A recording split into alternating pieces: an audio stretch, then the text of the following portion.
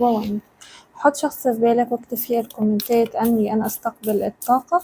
حط لاف، ما تنساش اللاف عشان استمر معاكم. يلا بينا كده نشوف المنفصلين، هل في رجوع وامتى؟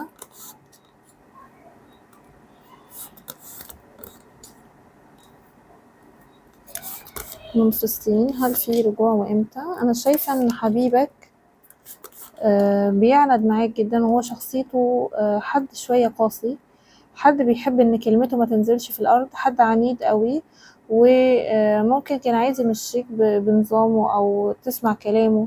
فواضح انك برضو عشان ليك شخصيتك المستقلة وحد حر وعندك ارادة، حصل مشاكل ما بينكم في العلاقة او انفصلتوا.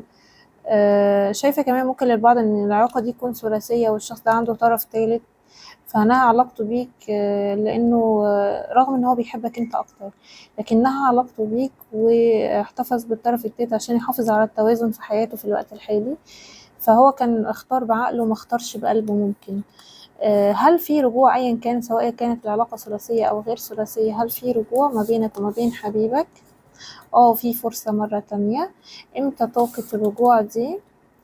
والله أنا شايفة للبعض إن طاقة الرجوع هتأخر، خاصة لو انتوا توأم شعلة، أو لو العلاقة دي فيها يعني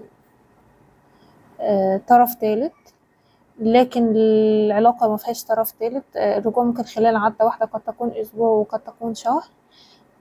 شايفة البعض هنا ممكن معمول لك سحر ممكن، والسحر ده هو اللي ممكن بيأخر طاقة الرجوع وبيخلي الشخص ده يعني ينفر منك ممكن.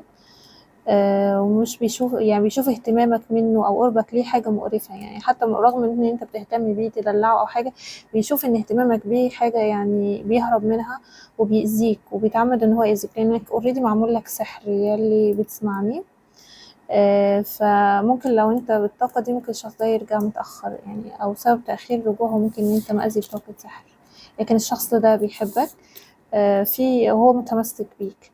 طاقة الرجوع ممكن تكون شهر 12 لو قصتك زي ما أنا حكيت كده.